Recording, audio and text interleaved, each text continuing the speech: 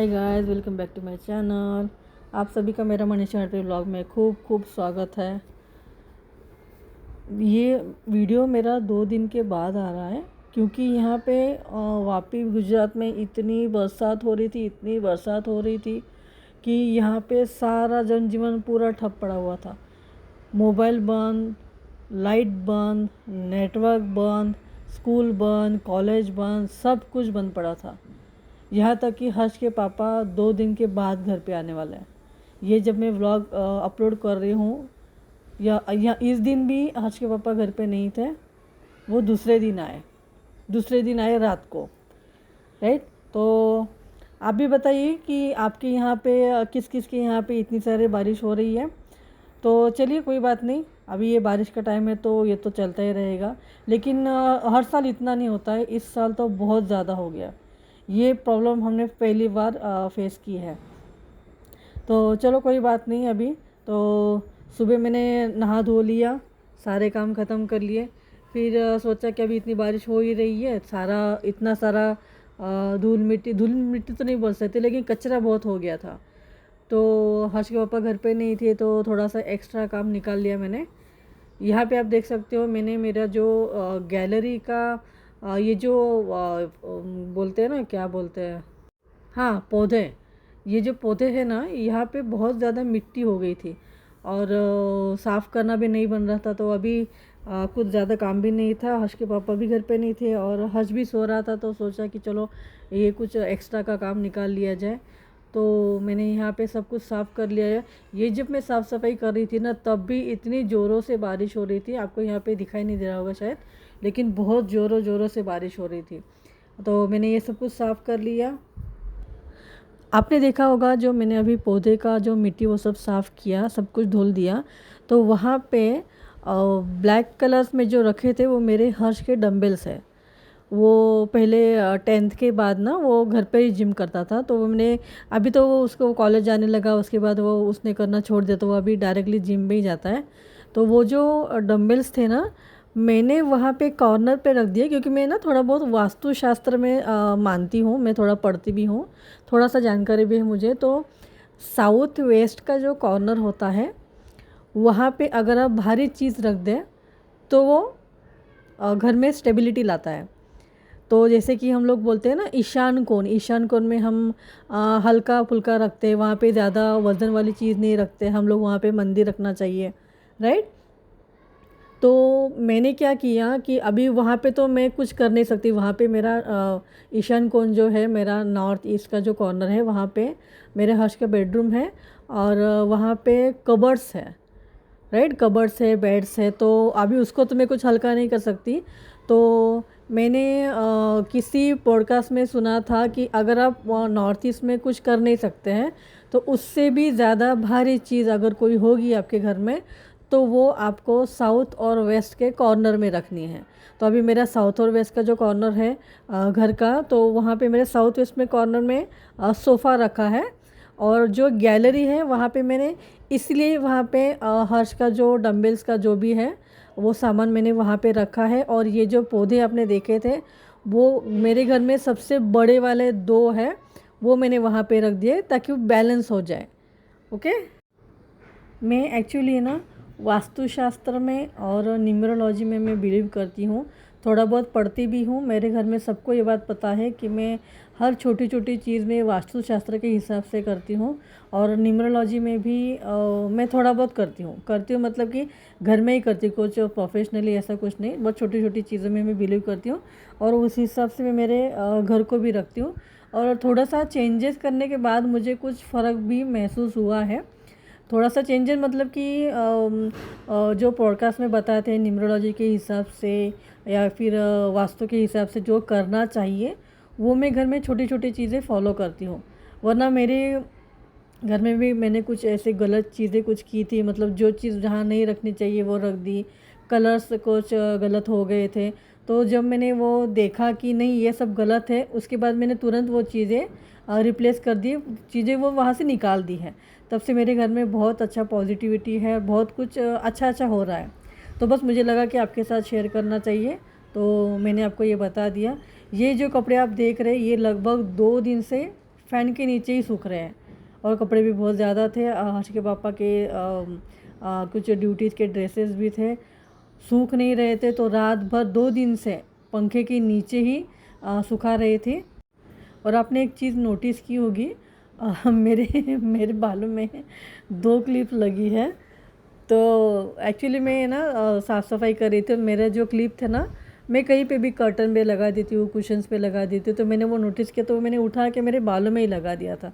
तो और मैं ना बालों पे लगाने के बाद मैं वो भूल गई, मैंने पूरा काम ख़त्म कर लिया, लेकिन वो मुझे याद ही नहीं था कि मेरे बालों में मैंने वो जो क्लिप है वो लगाई थी। ये सब हो जाने के बाद भी इतनी ज़्यादा बारिश हो रही थी कि गलती से ना मुझसे ये जो गैलरी का डोर है ना वो खुला रह गया था, और बारिश इतनी ज़ोर से हो रही थी कि सारा पानी मेरे घर के अंदर आ गया। तो होता है ना कि एक काम करो, दूसरा काम शुरू, दूसरा काम करो, तीसरा काम शुरू, और मुझे डबल से मेहनत करनी पड़ी। झाड़ू पोछा हो जाने के बाद भी फिर से पानी अंदर आया, और फिर से मुझे वो पोछा लगाना पड़ा। ये जो गद्दा है ना आप देख रहे हो, ये एक्चुअली सोफ़े का गद्दा है मेरा, उसको हमने रिप्लेस किया है। वो बैठने के बाद ना पूरा नीचे चला जाता था सोफ़ा का जो गद्दा है, तो हर्ष के पापा ने उसको एक बार फिर से मैन्युफैक्चरिंग की यहाँ पे लेके गए, और उसको पूरा अच्छे से नया बना दिया। और वो क्यों हम लोग फेंके ना, तो उसको हमने रिप्लेस किया, रीयूज़ किया, उसको एक दोनों मिला के एक गद्दा बना दिया, ताकि दोपहर में वहाँ पे सो भी सकते हैं, अगर कोई ज़्यादा मेहमान आ जाए तो वहाँ पे बैठ भी सकते हैं, राइट। तो इसीलिए मैंने ये जो गद्दा है, वैसे भी हम लोग लेडीज़ है तो क्यों सारे चीज़ें हम लोग वेस्ट नहीं कर सकते, तो इसलिए मैंने इसको है ना रीयूज़ किया, ठीक है। और ये ना मतलब काम में भी आया कि चलो ये अच्छी बात है। तो जी चलिए, अब हमारा है टी टाइम, अभी हम चाय पीते हैं। चाय भी लगभग 4:45 बज चुके हैं, 5:45 नहीं सॉरी 5:45 बज चुके हैं। बाहर धमाधम बारिश हो रही है, मस्त वाला माहौल बना है, इसमें गरम गरम कड़क कड़क चाय पीते हैं मसाला वाली। हाय गाइस, मैं आपको आज एक ऐसी चीज़ बताने वाली हूँ जो हर किसी के घर में होने चाहिए, ख़ास करके जिस घर में बड़ी बुजुर्ग हो, राइट। मैं आपको दिखाती हूँ, नज़दीक से दिखाती हूँ। ये देखिए, ये है, इसको बोलते हैं हरड़, छोटी हरड़, ठीक है। तो ये जो हरड़ है, ये मैंने लिया है, लगभग खाली 100 ग्राम ही लिया है, आप अपने हिसाब से ले सकते हो। इसमें मैंने घी डाला है, अभी आपने देखा ये जमा हुआ था, इसमें ज़्यादा घी नहीं डालना है, ज़्यादा से ज़्यादा 2 से 3 बूंदे ही डालने हैं, और इसको धीमी आंच पे सेकना है। ये देखिएगा, ये ना धीरे धीरे फूलने लगता है, यानी कि जो आपने पहले देखा कि 100 ग्राम मैंने लिया था तो उसकी क्वांटिटी कम थी, और ये फूलने के बाद डबल हो जाता है, ठीक है। तो इसको है ना धीरे धीरे घी डाल के, उसमें तेल भी नहीं डालना है, ये बात याद रखिएगा।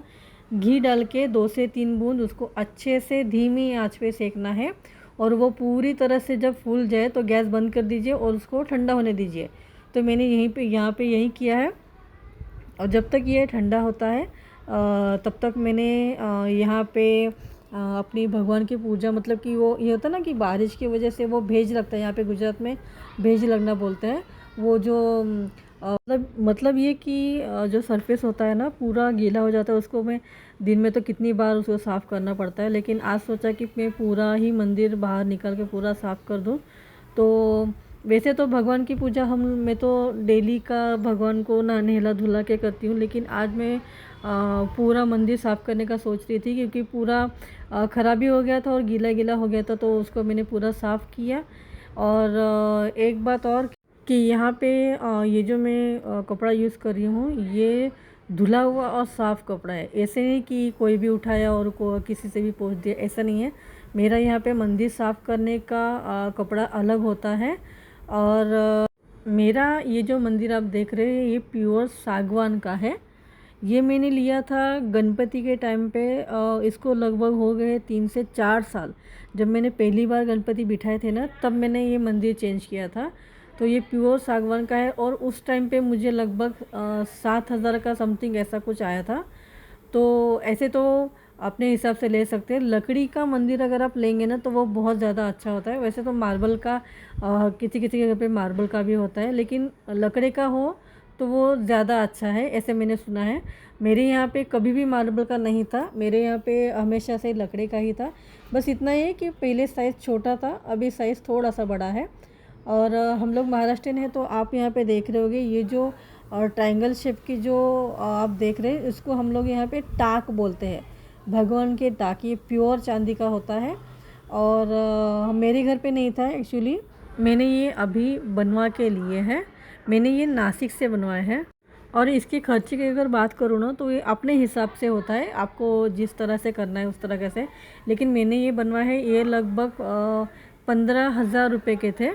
और एक बात सबसे इम्पोर्टेंट कि हमारा जो मंदिर होता है ना, वहाँ पे अंदर कभी भी लाल कपड़े का यूज़ कभी नहीं करना चाहिए। हमेशा येलो या फिर ऑफ वाइट या फिर ऐसा कुछ भी कर सकते हैं, लेकिन रेड कपड़े का कभी भी यूज़ नहीं करना चाहिए। क्योंकि माना जाता है कि रेड जो कलर होता है, रेड जो होता है वो एक्चुअली अग्नि तत्व को रिप्रेजेंट करता है। तो इसीलिए मेरे यहाँ मंदिर में भी रेड कलर ही था एक्चुअली। लेकिन जब से मैंने फॉलो करना स्टार्ट किया है वास्तुशास्त्र को, तब से मैंने घर के मंदिर में कभी भी रेड कपड़े का कभी भी यूज़ नहीं किया है। हाँ, जब भी आप किसी जैसे कि नवरात्रि में भी होता है तो उस टाइम पे आप देवी का पूजा जब करते हो तब आप रेड कलर का कपड़े का यूज़ आप कर सकते हो। लेकिन मंदिर में कभी भी रेड कलर का यूज़ नहीं करना है। बस जितना मुझे पता है, छोटी छोटी बातें वो मैंने आपके साथ शेयर की है। अगर आपको लगता है कि इसमें भी थोड़ा बहुत कुछ ऐड करना चाहिए तो आप मुझे कमेंट में ज़रूर बताइएगा। तो चलिए गाइस, आज के लिए बस इतना ही। अगर आपको मेरा ये ब्लॉग पसंद आया हो तो मुझे कमेंट में ज़रूर बताइएगा। तो चलिए, bye bye, take care you and yourself and keep upgrading yourself. Bye bye guys.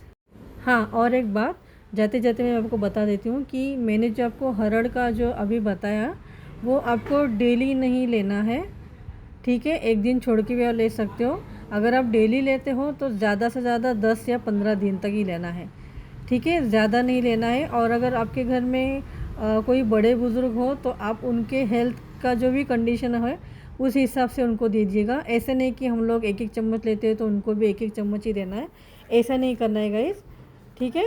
तो आप आधे चम्मच से शुरुआत कर सकते हैं, आधा चम्मच हरड़ और आधा चम्मच गुड़ का पाउडर। तो उसको देखिए, मैंने आपको दिखाया भी है कि इसको एक बार कूट लेना है। मैंने यहाँ पे कूटने के बाद मिक्सर में ग्राइंड किया था। तो ये देखिए, ये अच्छे से बहुत फाइन पेस्ट बन गया है। आप भी इसी तरह से बनाइएगा। Bye bye guys.